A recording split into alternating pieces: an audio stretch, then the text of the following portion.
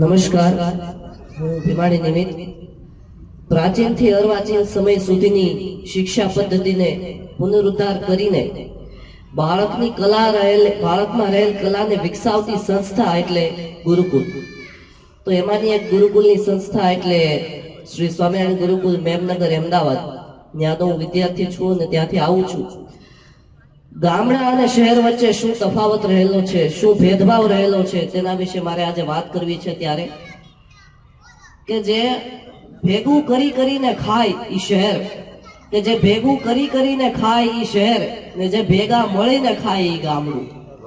હમણાં મુંબઈમાં થોડાક મહિના પહેલા એક કેસ આવ્યો હતો કે એક માજી ઘરમાં એકલા રહે અને એના પરિવારને બધા જનો એ બહાર વિદેશમાં રહે, એટલે માજી ઘરમાં એકલા રહે. એટલે માજી એકવાર ઘરની અંદર ને અંદર, માજીની વધારે ઉંમર થઈ ગયેલી એટલે ઘરની અંદર ને અંદર મૃત્યુ પામ્યા. અને 10-15 દિવસ જેટલો સમય થઈ ગયો ત્યારે એ ઘરમાંથી બહુ જ વાસ આવવા મળી. એટલે આજુબાજુના લોકોને એમ થયું કે આ ઘરમાં શું થઈ રહ્યું છે. ત્યારે એમણે જ્યારે દરવાજો તોડીને જોયું ત્યારે એમને ખબર પડી કે આ માજી અંદર મૃત્યુ પામ્યા છે. એટલે માણસ મરે ને મહિના દિવસે ખબર પડે એ શહેર, માણસ મરે ને મહિના દિવસે ખબર પડે એ શહેર, ને ગામનું ખહોરિયું કૂતરું મરી જાય તો આખા ગામને ખબર પડે ને એ મારું રૂપાળું ગામડું. અને ઈ ગામડાને બિરદાવતા કવિઓ લખે છે કે ગામડું કોને કહેવાય? કે જ્યાં ધૂળ ઢેફા ને પાણા હોય, ભીતે ભીતે છાણા હોય, ટાણા એવા ગાણા હોય ને મળવા જેવા માણા હોય. અને સાહિત્યમાં રુચિ હોય, શેરીઓ વાકી ચૂકી હોય, ભાઈઓને કેળે કૂચી હોય ને ખાનદાની જેની ઊંચી હોય.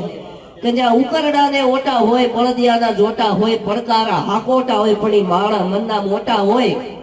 ઈ માથે દેશી નળિયા હોય, વીઘા એકના ફળિયા હોય, બધા હૈયા બળિયા હોય ને કાયમ મોજે દરિયા હોય.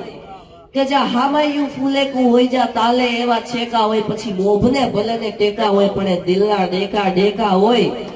પણ જ્યાં ગાય ગોબર ને ગારો હોય, આંગણ તુલસી ક્યારો હોય, ધર્મના કાંઠે ધારો હોય, પણ સૌનો વ્યવહાર સારો હોય. કે જ્યાં ડળકું ને ડસકારા હોય, જ્યાં ખોખારા ખમકારા હોય, જ્યાં ભણકારા ભાકારા હોય, પણ એ ગામડા શહેર કરતા સારા હોય. મિત્રો, એ ગામડા શહેર કરતા સારા હોય. અને ઈ જ ગામડાનું, અમે તો આમ સૌરાષ્ટ્ર એટલે અમારા સૌરાષ્ટ્રનું ઘરેણું જો કોઈ કહેવાય તો ઈ ડાલામથો હાવજ.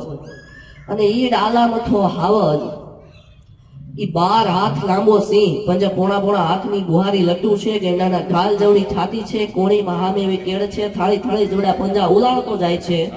અને પોણા ગામની માથેથી વિહગ બેહુની છાશ ફરતી આવતી હોય. આવી ઈ ડાલામથા હાવજની ગર્જના, સાહેબની ગર્જના સાંભળીને ભલભલાના પાયજામાં ઢીલા થઈ જાય. ઈ ડાલામથો હાવજ. અને ઈ ડાલામથો હાવજ ઈ કેવો સિંહ? એકવાર એક હાથીએ એક સિંહને પ્રશ્ન કીધો કે હું જ્યારે બજારમાં લટાર મારવા નીકળું છું ને તો મને 5 રૂપિયા 10 રૂપિયા કે શ્રીફળ કે એવું સૂંઢમાં મૂકે છે, તને ઈ મૂકે છે? ત્યારે સાવજે જવાબ આપતા કહ્યું કે તને તો ઈ મૂકે છે, પણ હું જો ક્યારેક જામનગરની, રાજકોટની કે પોરબંદરની બજારમાં હાવજ કે હું લટાર મારવા નીકળી ગયો હોઉં ને તો કરોડ રૂપિયાની હવેલી મૂકીને વયો જાય ને, ઈ બંગલો પછી મારો હોય, દસ્તાવેજ દેખાડવા ઉભો ન રહે.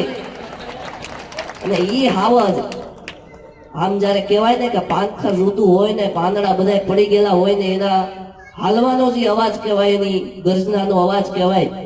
ઈ હાવજ જયારે હાયલો આવતો હોય ત્યારે કવિઓ એને બિરદાવતા લખે છે કે ઈ હાવજ કેવો લાગે છે? કે પંજા નાખતો આવ્યો સિંહ, ડાલામાં તો કાળા જાણે દાઢાણો, હાલીઓ દેતા ડુંગરા ડણક, અને હાલિયા મૃગરા જુને પાળિયા પૃથ્વીના માથે લાગ્યા કે તારા કેતા કરેના બાળક. ભૂહરી લટાળો અધિક રોત બાળક, રોપ કાળો ઢાળે નશા મોત ડાળ કરતો હુંગાળ, હાથે ફાળો વિકરાળ કાળ, હાંધો જાણે કાળ ચૂકે નહીં, એક થાપે સાંધ્યો શિકાર.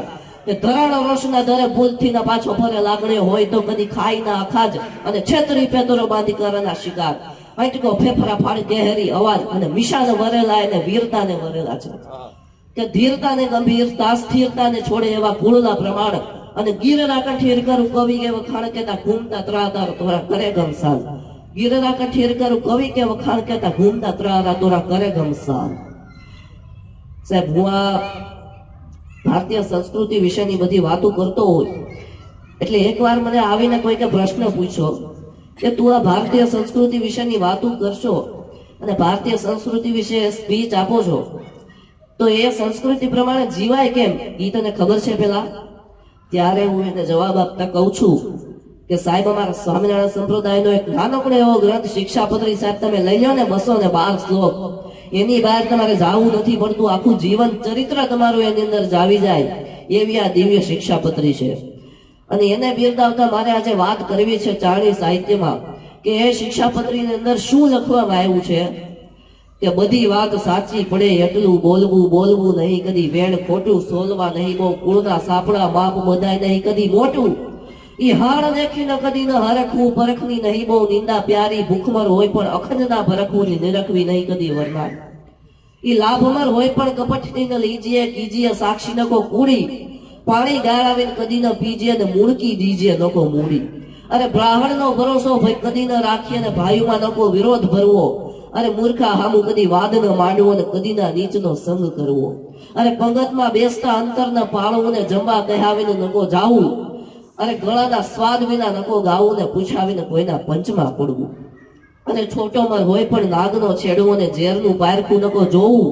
કવિ બધી વાત સાચી કરે કે એટલી રાખવી ટેક અંગમાં, તો આ શામળો રહેશે સદા એના સંગમાં, બાપ એના સંગમાં.